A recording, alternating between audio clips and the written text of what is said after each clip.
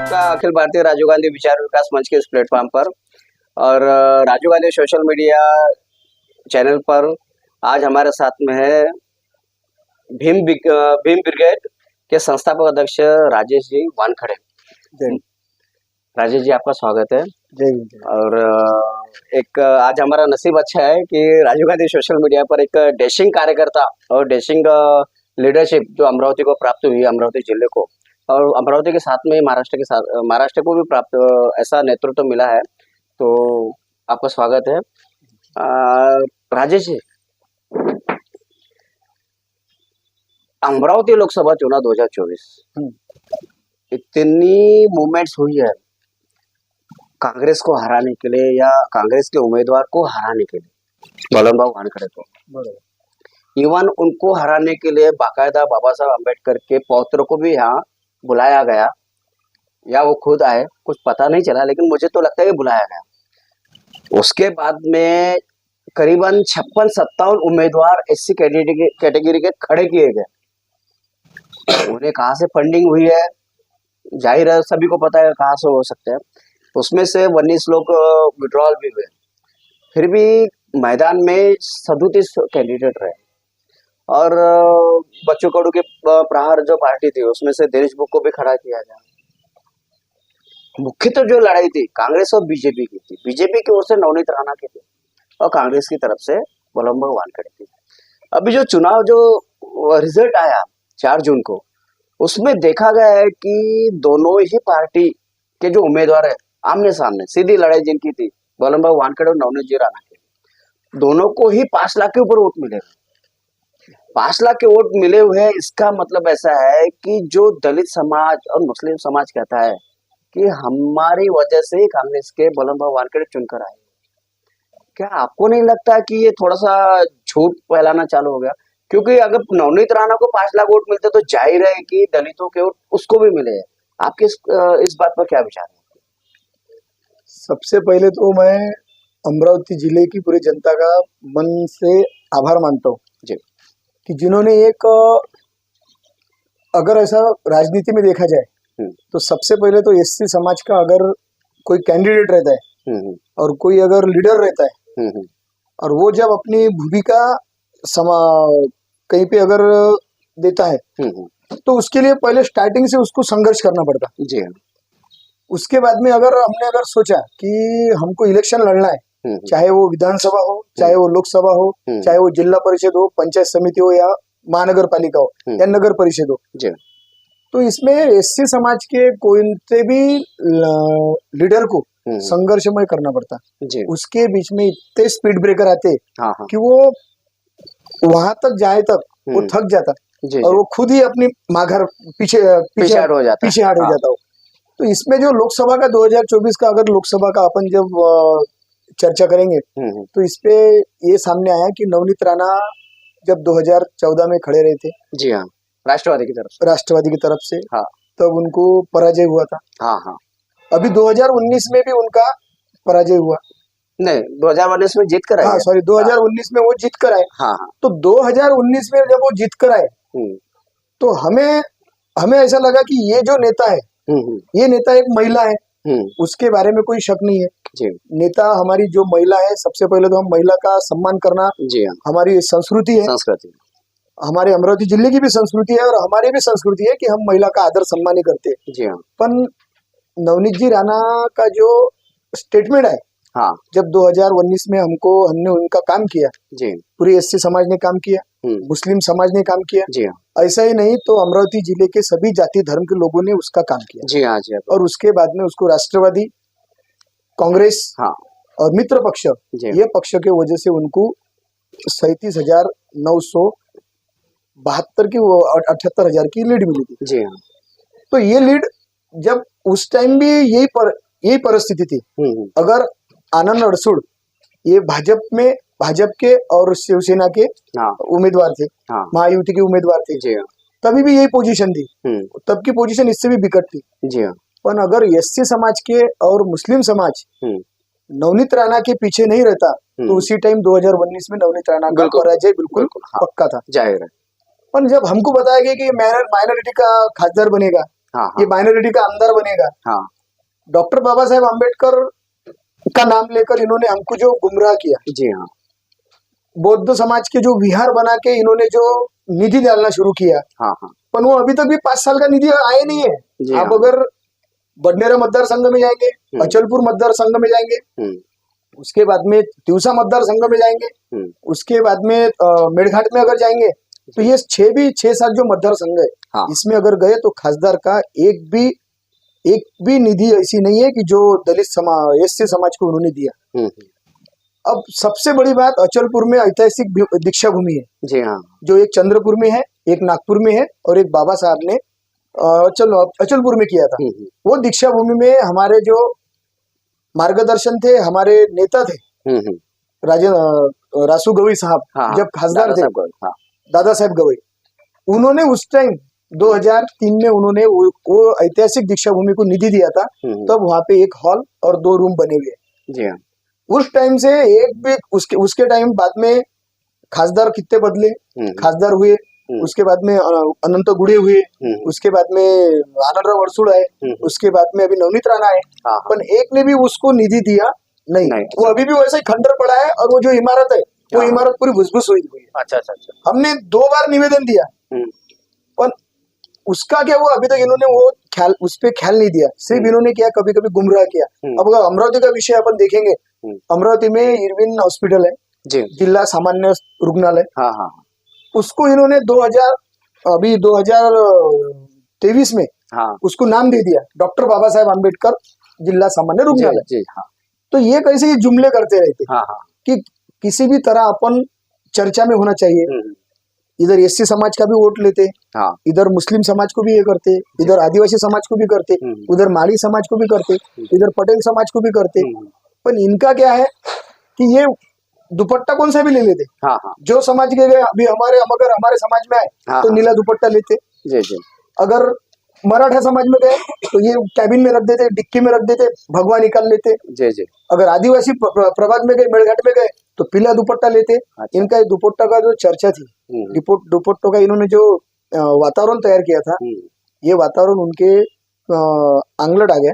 और सबसे मेन बात है कि इनका जो एटीट्यूड था, एटीट्यूड बढ़ गया था। जी जी जी। जो विषय इन्होंने बनाया कि राजकारण के जगह पे इन्होंने जो धार्मिक, जो अमरावती जिले की इन्होंने जो धार्मिक भावना दुखाए, लोगों की, जनता की जो भावनिक भावना दुखाए, जी हाँ, वो उससे कुछ मतदाता नाराज हुए थे। जी जी।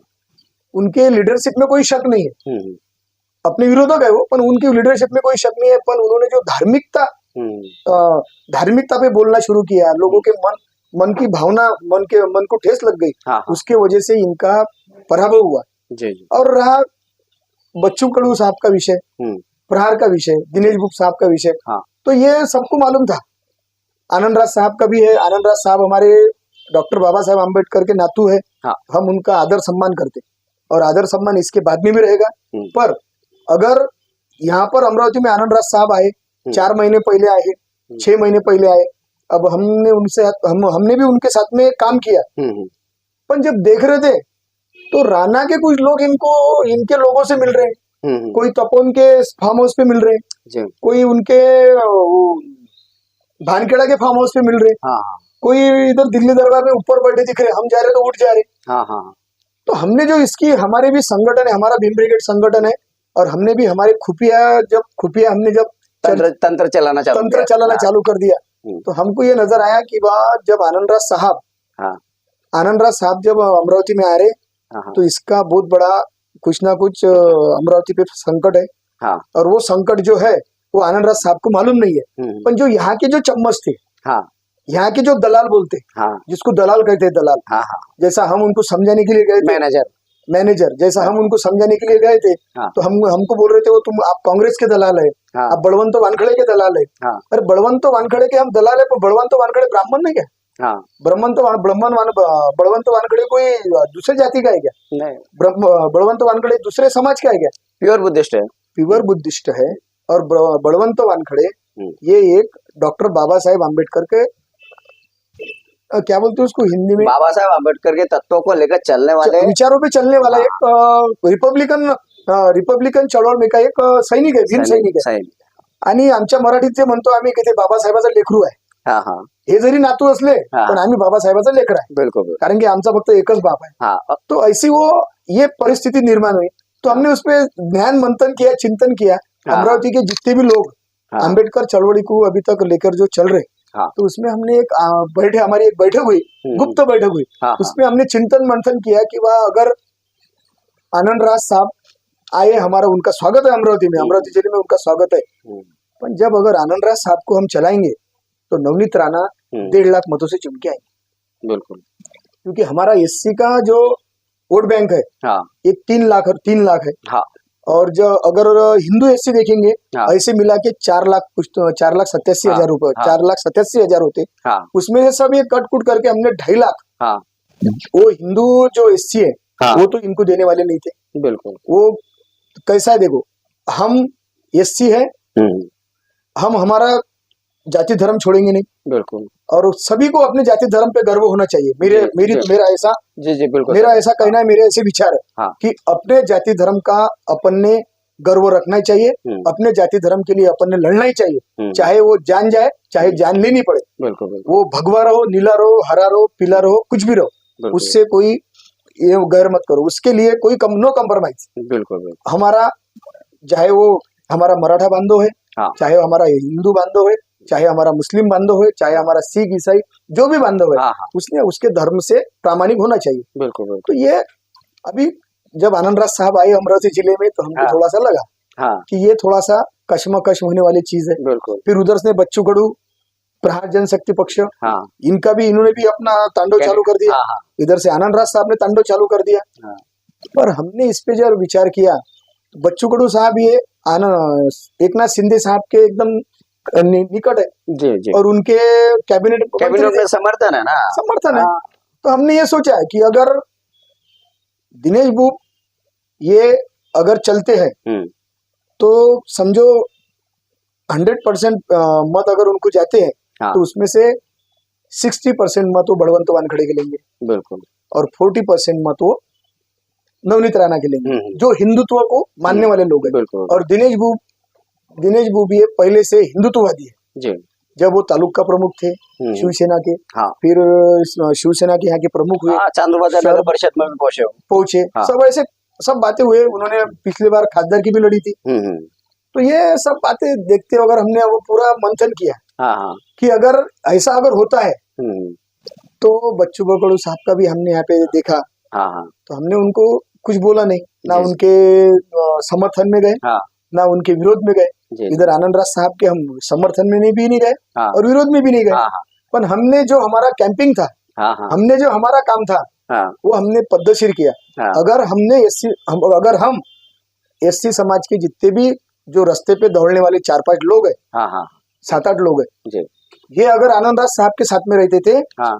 तो आज कांग्रेस की सीट चले जाती थी हाथ से. अखिल भारतीय काँग्रेस पक्षाचा उमेदवार बळवंत भाऊ वानखडे यांना पराभव स्वीकारावा लागला असता.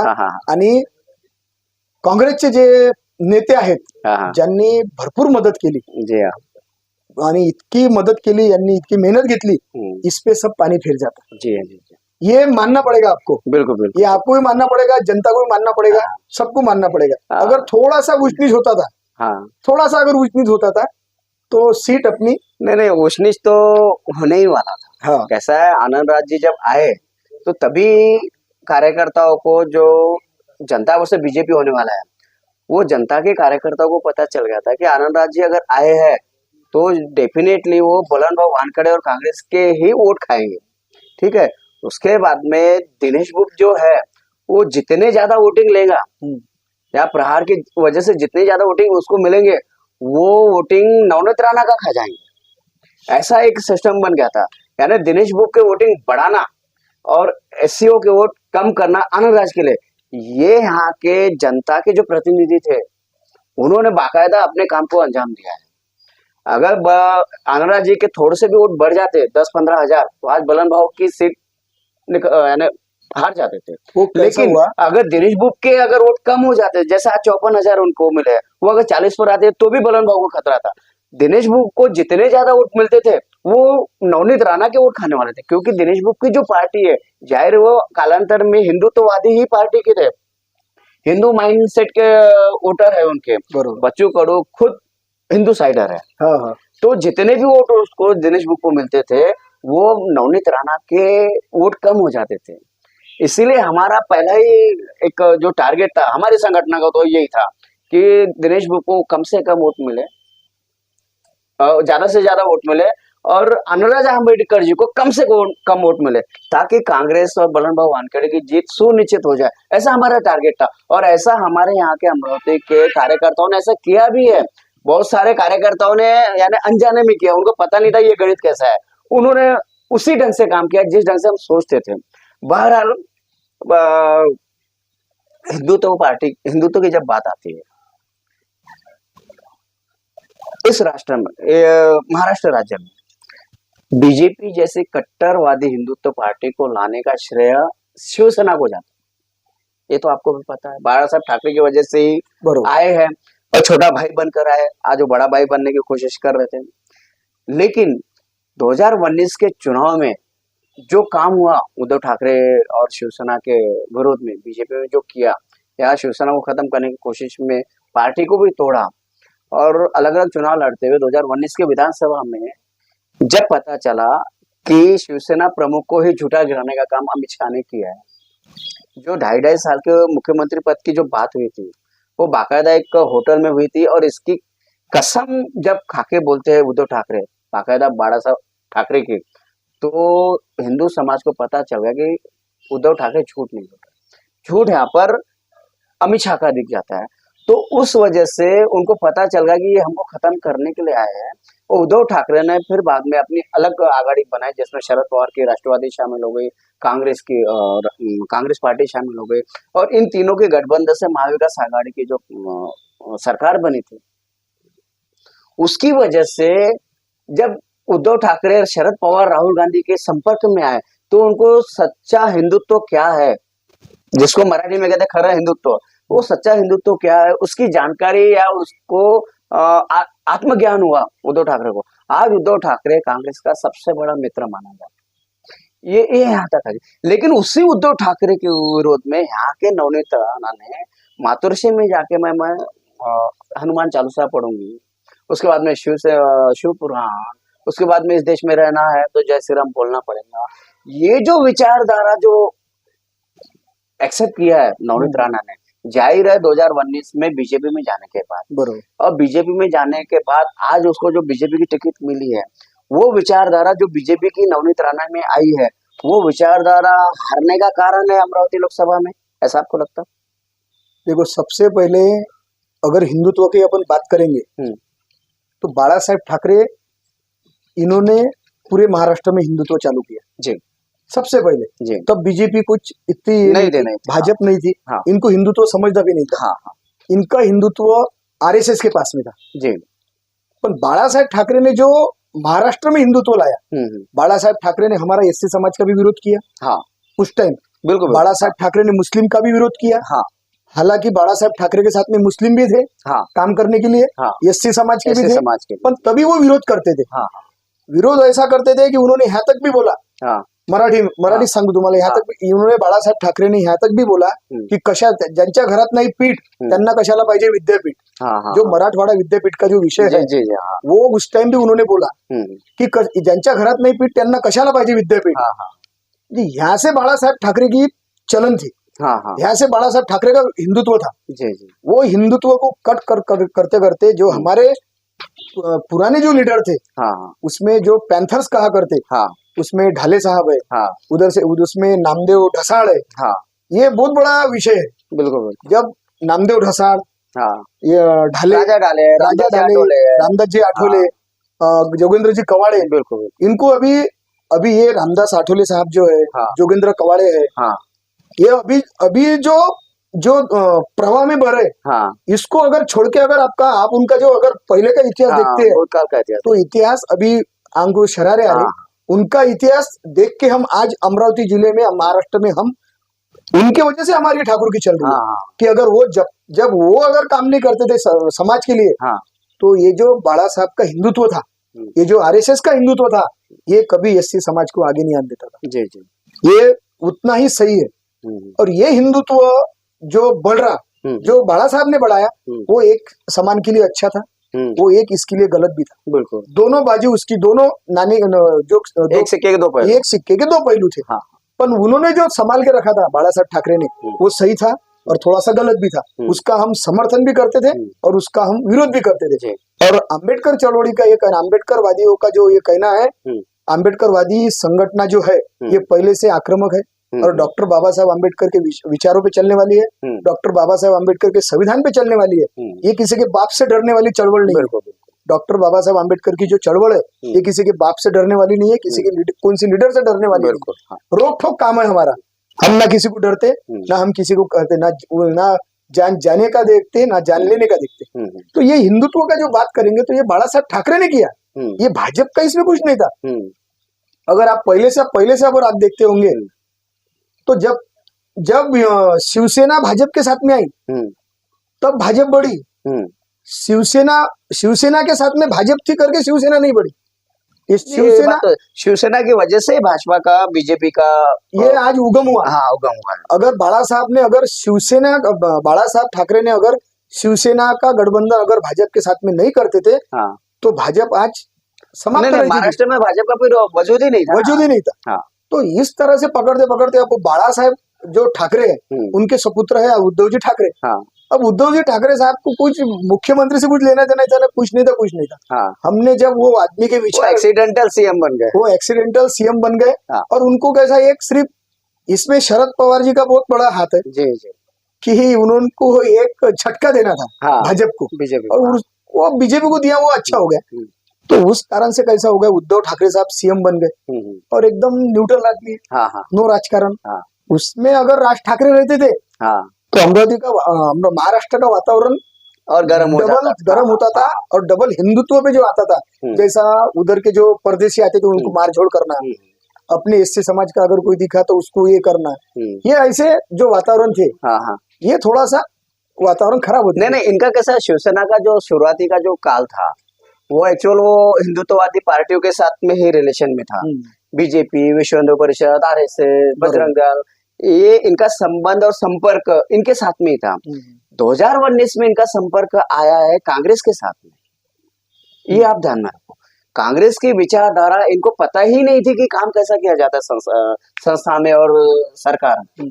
बीजेपी को, शिवसेना को लगता था कि हिंदुत्व की वजह से ही हम शासन चला सकते हैं, हिंदुत्व की विचारधारा को लेकर आगे हम बढ़ सकते हैं, हिंदुत्व को लेकर ही हिंदुओं का विकास हो सकता है। ऐसी उनकी जो विचारधारा थी शिवसेना की, वो 2019 में कांग्रेस के टच में आने के बाद बाकायदा शरद पवार के द्वारा, शरद पवार जी भी कांग्रेसी है। हाँ। मैं उनको कांग्रेस ही मानता हूँ, भले वो राष्ट्रवादी कांग्रेस को लेकर चले गए अलग, नहीं, शुरू से ही कांग्रेस पार्टी निकाला। तो कांग्रेस की जो विचारधारा है, सर्वधर्म समावेशक जो उनके तत्व है, वो तो शुरू से ही कांग्रेस के है ना। तो उस विचारधारा में टच होने के बाद उद्धव ठाकरे को पता चल रहा है कि हिंदुत्व ये नहीं है जो बीजेपी बताती है। हिंदुत्व वह है जिसमें हिंदू को भी माने और हिंदू दूसरे लोगों को भी मान सम्मान देवे और दूसरे समाज के लोगों को साथ में लेकर भी चले। आज देखो ना, आप 4 साल और 5 साल में शिवसेना का फेवर आज जो कर रहे ना, वो मुस्लिम समाज 50% आ गया, एससी समाज 40% आ गया। उद्धव ठाकरे को अभी जो सफलता मिल रही है या जो सहानुभूति मिल रही है या जो आगे मिलने वाली है, वो इन दो तबकों के बहुत सारे मत प्रवाह जो आने वाले हैं ना, वो उद्धव ठाकरे के साथ में जाने वाले हैं। और उद्धव ठाकरे के साथ इसलिए जाएंगे कि उसका जो टच चालू है वो सर्व समावेशक सेकुलर पार्टी या सेकुलर समझ रखने वाले कांग्रेस के साथ में, बरोबर, ठीक है ना। इसी तरह की जो कट्टर सोच है राजेश जी, मैं कैसा है, थोड़ा दो समाज को मैं देखता हूँ। इसी तरह की जो कट्टर सोच जो है ना, वो दलित समाज की भी है। दलित समाज ने बहुत दुख झेले है, बाबा साहब ने बहुत दुख झेले है, और बाबा साहब लड़ते लड़ते दलित समाज को वो अधिकार दिलाने में कामयाब हो गए, वो अधिकार दिलाने में कामयाब हो गए। उसके पीछे भी कांग्रेस की विचारधारा काम करती है। 1947 में अगर संविधान लिखने का काम बाबा साहब को नहीं मिलता या बाबा साहब को चुनकर नहीं लाते संविधान सभा में, तो जो आज संविधान है ना, वो नहीं बनता, ठीक है ना। और वो संविधान इम्प्लीमेशन करने का काम अमली जामा जिसको पहनाना कहते हैं ना, अमल में लाना। बाबा साहब पहले लोकसभा के 4 साल के बाद में ही महापरिनिर्वाण हो गया उनका, 56 में ही चले गए। 56 तक कोई संस्था, विद्यापीठ, यूनिवर्सिटीज, पीयूसी, सार्वजनिक उपक्रम के संस्थाएं, सरकारी ढेल बेल सेल, एम्स, आईआईटीज ये नहीं बने थे। ये 56 के बाद में नेहरू ने बनाए हैं। हालांकि 52 से शुरुआत हुई थी उसकी, लेकिन 56 के बाद में वो ज्यादा से ज्यादा बने। और उसी संस्थाओं में आरक्षण जो मिलता है ना, उसी संस्थाओं में मिलता है। बाबा साहब संविधान में लेकर गए, लेकिन इम्प्लीमेंटेशन का काम कांग्रेस ने किया। लेकिन हमारी जो दलित समाज की जो कट्टर सोच जो थी, बाबा साहब आम्बेडकर और महात्मा गांधी का 1932 का जो पुना पैक्ट है, वो झगड़ा, हिंदू कोड बिल का झगड़ा, ठीक है ना, और बहुत सारे 2-4 बाबा साहब को यहाँ से हरा दिया, वहां से हरा दिया। ये जो सोच जो लेकर चल रही है ना हमारी दलित विचारधारा, मुझे ऐसा लगता है कि वो विचारधारा की वजह से समाज का नुकसान ही हुआ है, फायदा नहीं हुआ।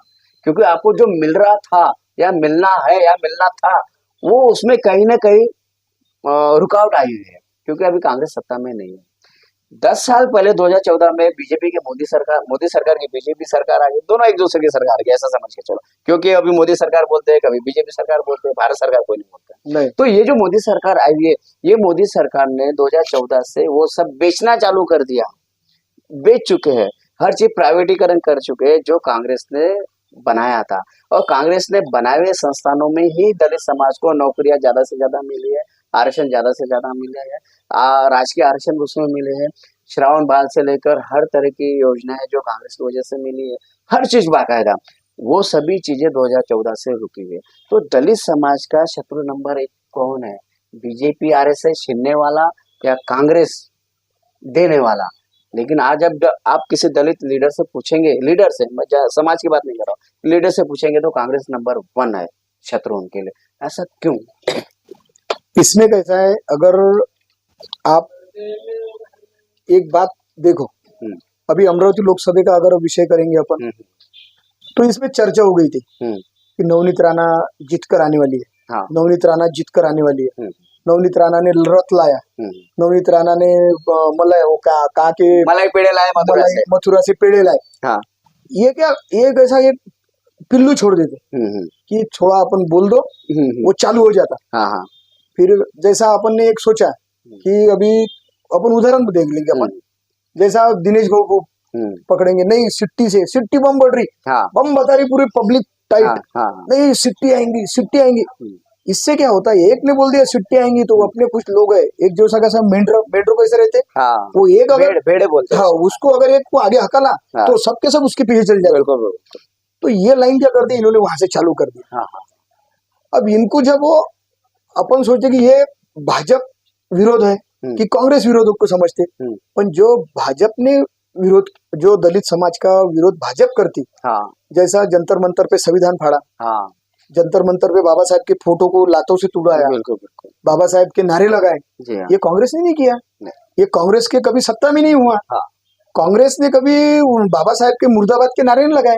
हाँ, कांग्रेस उतना करेगी। गालियां सुनी है कांग्रेस ने बाबा साहब के लिए, लेकिन गालियां नहीं दिया, ऐसा मेरे पढ़ने में है। नहीं, कांग्रेस की भी थोड़ी सी गलती है, अपन ऐसा नहीं बोलेंगे कि भाजपा की गलती है करके। भाजपा 100 में से 85% दलित समाज का हमारा विरोध करती, पर कांग्रेस हमारा 50% हमारा विरोध करती। क्योंकि उनको अगर मालूम है, इनको अगर अपन ने आज शेयर दिया तो ये इतने बुद्धिजीवी है, ये बाबा साहब का हमारे छाती पे बैठ जाए, ये हमारे छाती पे बैठ जाएंगे।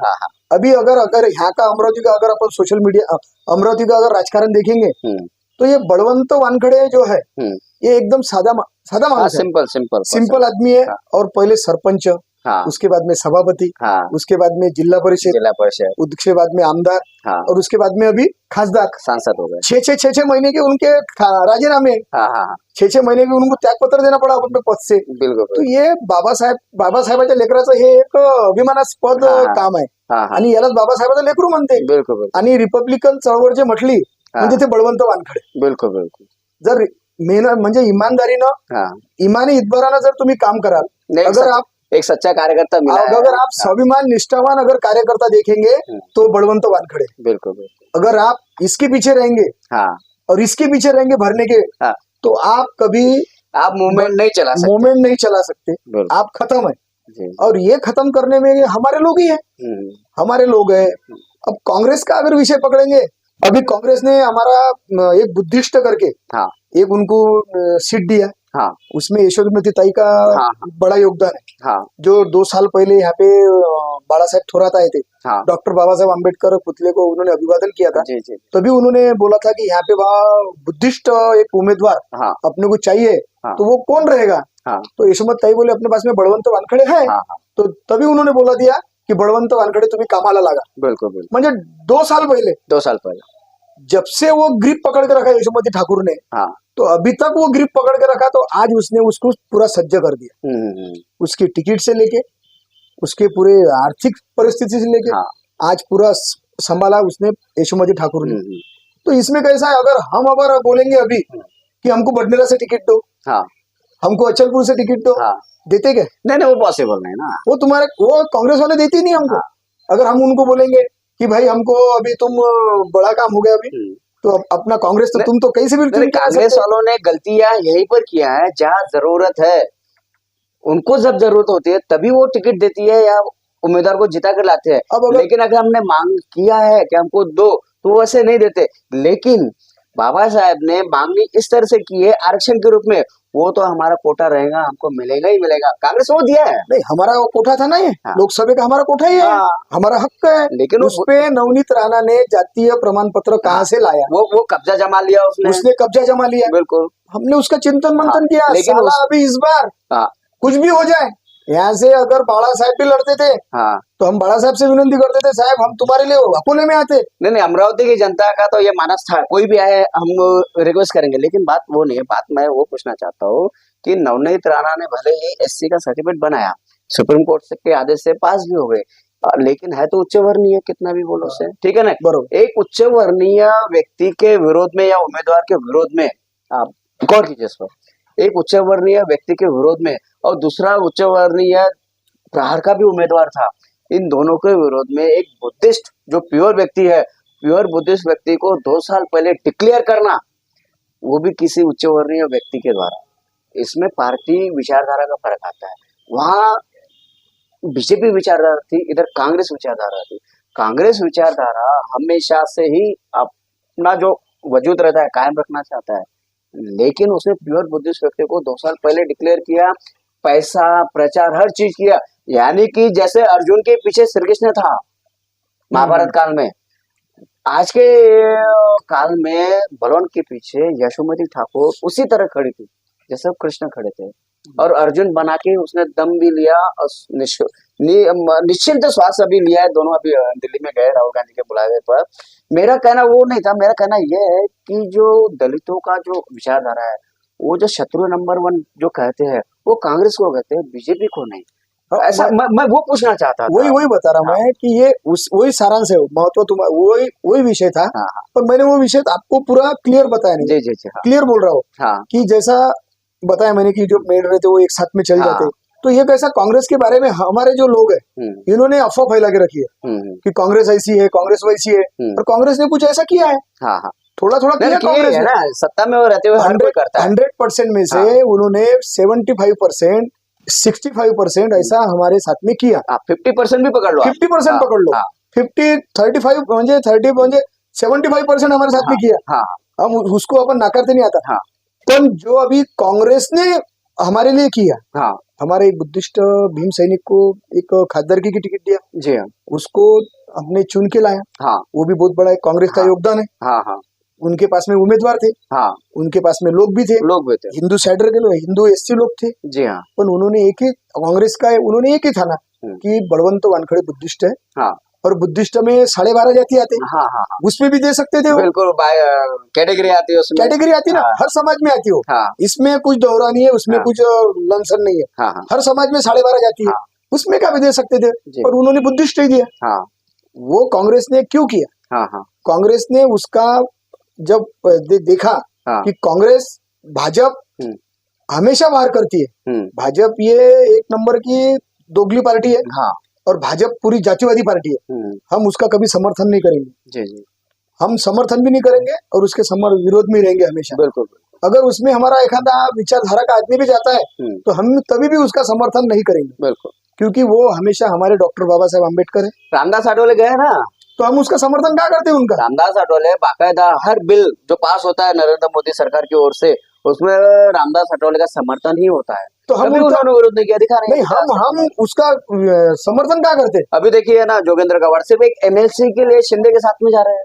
हम उसका समर्थन क्या करते? अभी कोई देखा? वो मायावती को आप देखो, पूरी यूपी की राजनीति में बीजेपी को फेवर कैसा होता है, बीजेपी के पाले में कैसा माहौल बने, उसके हिसाब से अपने कैंडिडेट डिक्लेयर करती है। आज उसे 0 मिला है, अंडा है वहां पर, हाथी ने अंडा दे दिया, ऐसा कहते हैं। यानी एक सीट नहीं है, और उसका वोट परसेंटेज जो 14% था 2019 में, आज 9% पर आ गया। वहां पर एक नया नेतृत्व उभर कर आ रहा है, चंद्रशेखर आजाद समाज पार्टी और भीम आर्मी के संस्थापक चंद्रशेखर आजाद भी आज जो चुनकर आए नगीना सीट से, यूपी से 1,63,000 समथिंग वोटों से जीते हुए, कांग्रेस के समर्थन से आए। राहुल गांधी और उनका दोस्ताना है, ये सबको पता था।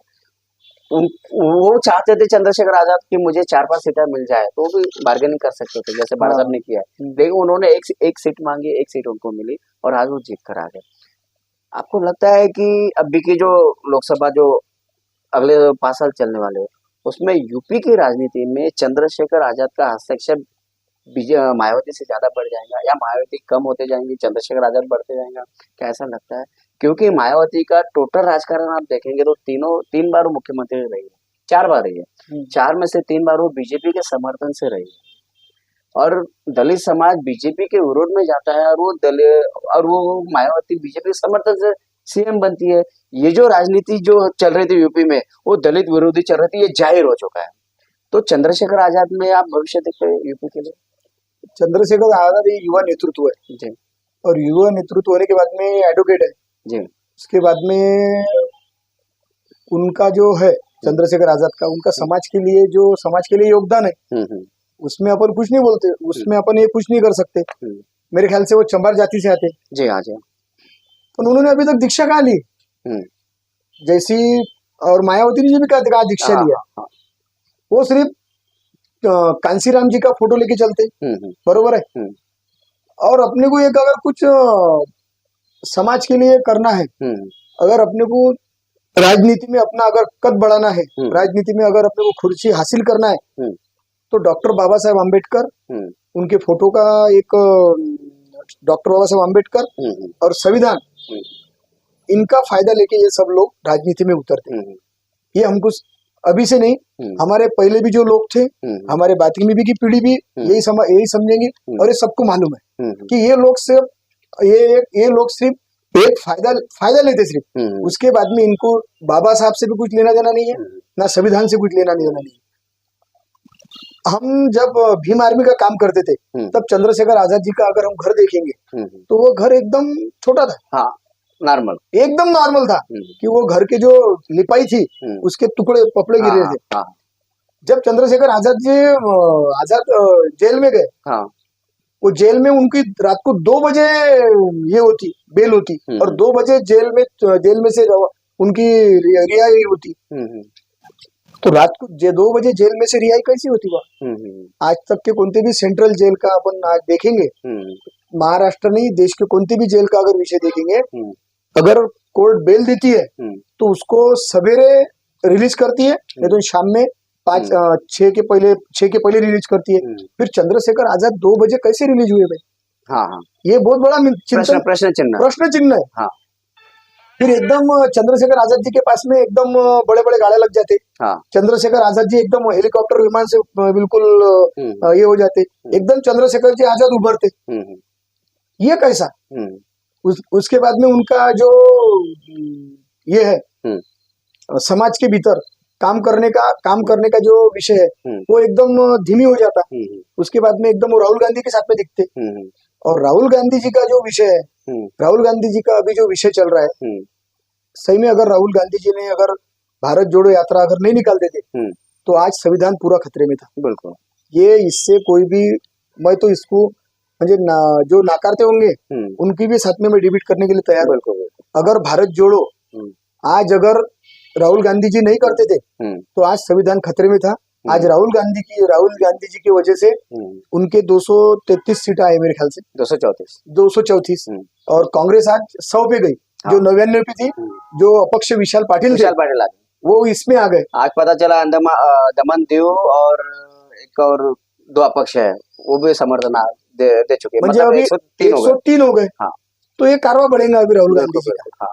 तो इसके लिए जो संविधान है, अभी 2-3 दिन पहले राहुल गांधी जी की प्रेस कॉन्फ्रेंस हुई, हाँ। उसमें संविधान का पूरा जो राहुल गांधी जी ने बताया, जी हाँ, ये देश के लिए जो संविधान पे खतरा था वो अभी खतरा टल गया। जी। और वो खतरे के लिए हमने कांग्रेस का साथ दिया। बिल्कुल। वो जो संविधान खतरे में था, उसके लिए पूरे एससी समाज ने, पूरे दलित समाज ने कांग्रेस का साथ दिया। कि हमको पता था कि अगर हम थोड़ा सा भी ऊंच नीच करते हैं, मुस्लिम समाज को भी पता था इसमें मुस्लिम समाज की भूमिका जो है ये अहम भूमिका है। जी हाँ। पूरे देश की मुस्लिम समाज की भूमिका ये अहम है, सबसे नंबर 1 है। और उनको मालूम था हमारे से ज्यादा एससी समाज से ज्यादा खतरा मुस्लिम को था। जी हाँ। जैसे नवनीत राणा जी कहते हैं, अगर इस देश में रहना होगा तो जय श्री राम बोलना होगा। तो ये ज्यादा पूरा उनका जो ध्यान था, वो तीर चलाना, वो माधवी लता का तीर चलाना, हमारे नवनीत राणा का तीर चलाना, वो किसी पे नहीं था, वो मस्जिद पे तीर था। तो ये जो इशारे किए इन्होंने, उससे हम सज्ज हो गए थे। इससे मुस्लिम समाज भी सज्ज हो गया था, एससी समाज भी सज्ज हो गया था।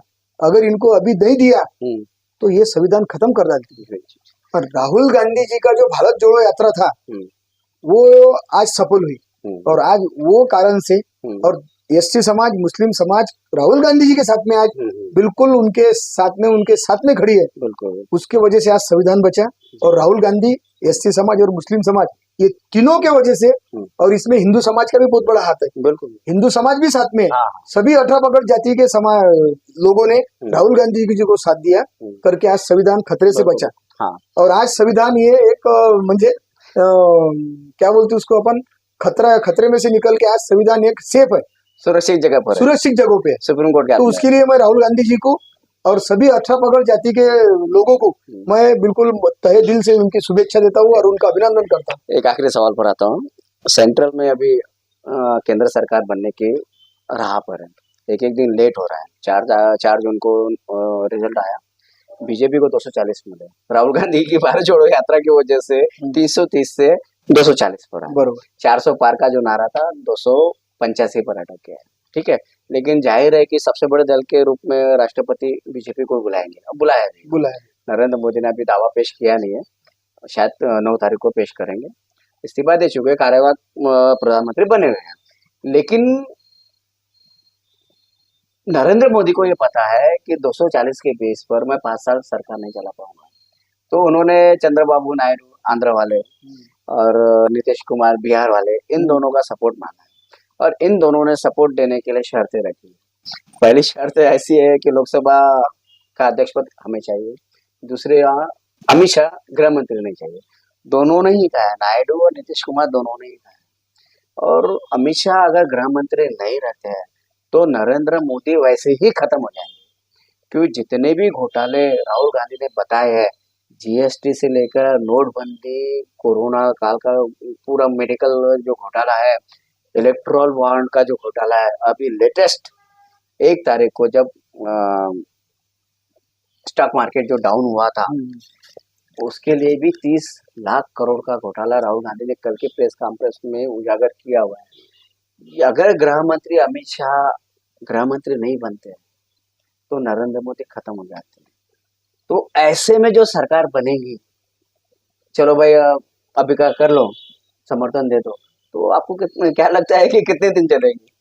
सरकार तो बना लेंगे, लेकिन चलेंगे कितने दिन? वो सेंट्रल का विषय नहीं, सेंट्रल का विषय देखो कैसा है। सेंट्रल का विषय जब सरकार बनती है तो पूरा भारत देश का एक नागरिक उसके प्रभाव में आता है। इसलिए सेंट्रल का विषय मतलब आपका विषय, मेरा भी है, हमारे कैमरामैन का भी है, हमारे सहयोगी का भी है, हर किसी का सेंट्रल का विषय हर किसी का होता है, क्योंकि वहाँ जो चीजें होती है उसका डायरेक्टली इफेक्ट हमारे पर अभी। तो इसीलिए मैं कह रहा हूँ कि वो सरकार तो बना लेंगे, लेकिन अभी जो परिस्थिति बताइए गृह मंत्री और लोकसभा अध्यक्ष का, क्योंकि लोकसभा अध्यक्ष का पद इतना होता है, सुप्रीम कोर्ट उसमें हस्तक्षेप नहीं करते। जब सदन में जब मीटिंग है, वो जो कार्रवाई होती है उसमें हस्तक्षेप सुप्रीम कोर्ट भी नहीं कर सकते, बाकायदा लॉ है, संविधान में लिखा हुआ है।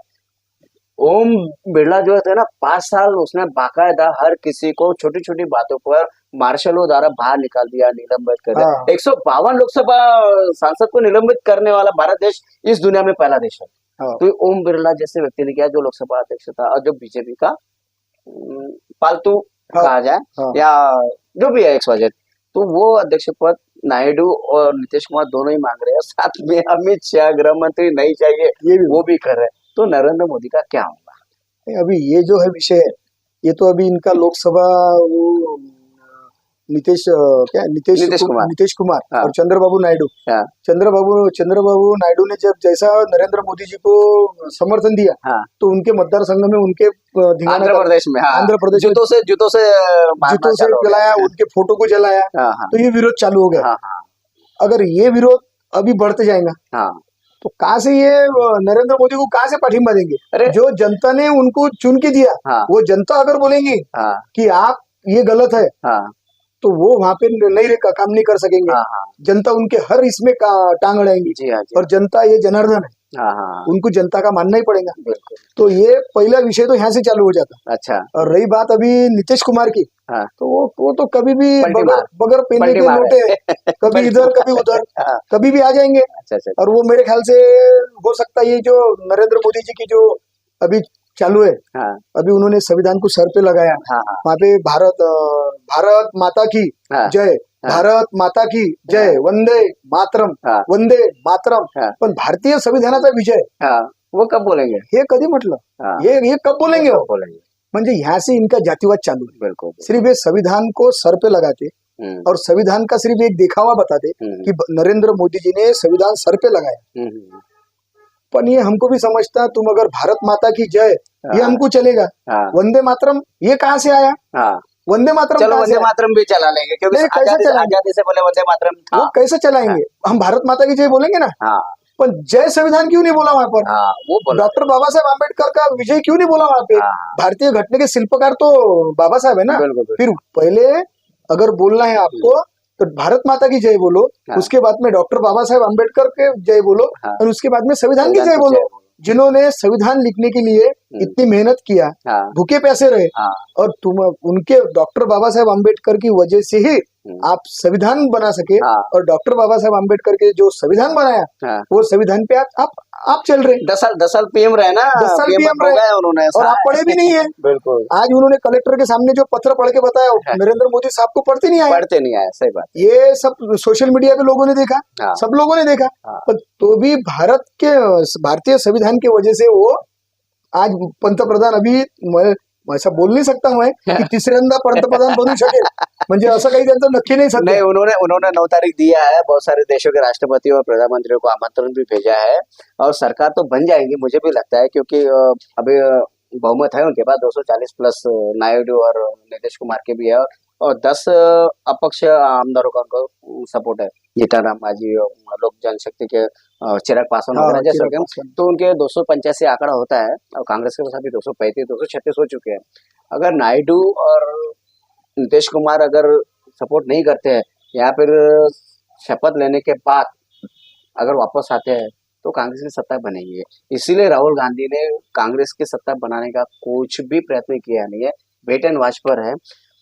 और इस देश में जो क्रांति हुई है, भारत जोड़ो यात्रा, भारत जोड़ो न्याय यात्रा के द्वारा जो राहुल गांधी ने की है, और बाकायदा मैं समझता हूँ कि संविधान की रक्षा करने का काम भारत जोड़ो यात्रा, राहुल गांधी और सुप्रीम कोर्ट ने भी की है। चंद्रचूड़ सिंह जैसे जो जजेस है सुप्रीम कोर्ट के, उन्होंने भी संविधान की रक्षा के लिए बहुत सारे डिसीजन दिए हैं। हालांकि डरते दिया है, इतनी डरिंग नहीं किया। लेकिन कैसा होता है, सरकार अगर मजबूत होती है तो सुप्रीम कोर्ट कमजोर हो जाती है, और सरकार अगर कमजोर होती है तो सुप्रीम कोर्ट मजबूत होती है। इंदिरा गांधी के समय में जब इंदिरा गांधी कमजोर थी तो सुप्रीम कोर्ट ने 10 जो डिसीजन दिए थे, केशवानंद भारती तक, गोलकनाथ केस तक, 10 लैंडलाइन जो केसेस थे, सुप्रीम कोर्ट ने इंदिरा गांधी के विरोध में डिसीजन दिए थे। लेकिन जैसे इंदिरा गांधी 355 सीटों से आई थी 1971 में, तो सुप्रीम कोर्ट ने केशवानंद भारती का डिसीजन इंदिरा गांधी के फेवर में दिया था, जिसकी वजह से जो जमीनें सीलिंग में मिली है ना लोगों को, वो प्रकार था, या पीपीएस जो बंद हुए वो प्रकार था, और जो बैंकों का राष्ट्रीयकरण वो प्रकार था। तो बहरहाल कांग्रेस की वजह से जो इम्प्लीमेशन की वजह से दलित समाज को जो अधिकार मिले हैं वो अधिकार अबाधित रहेंगे। ये मैंडेट देश की जनता ने 2024 के इसमें दिया है और संविधान की रक्षा सुरक्षित हाथों में अभी है, ऐसा मुझे अभी लगता है। और आपने भी इसका मानना जाहिर किया है। धन्यवाद राजेश जी, आप आए और बहुत बढ़िया संबोधन हुआ, अपना भाषण हुआ, भाषण नहीं बोला, वार्तालाप हुआ, चर्चा हुई है। और वाकई में आप एक अच्छा संगठन चलाने की वो जो कुवत जो होती है ना, वो रखते हैं आप। और मैं चाहता हूँ कि अमरावती के बाहर भी आपका भीम ब्रिगेड संगठन फैलते जाए, और उसके लिए आप मेहनत करो, ऐसे हमारा विश्वास है और अभिलाषा है। और इसी के साथ में जय भीम, नमस्कार। जय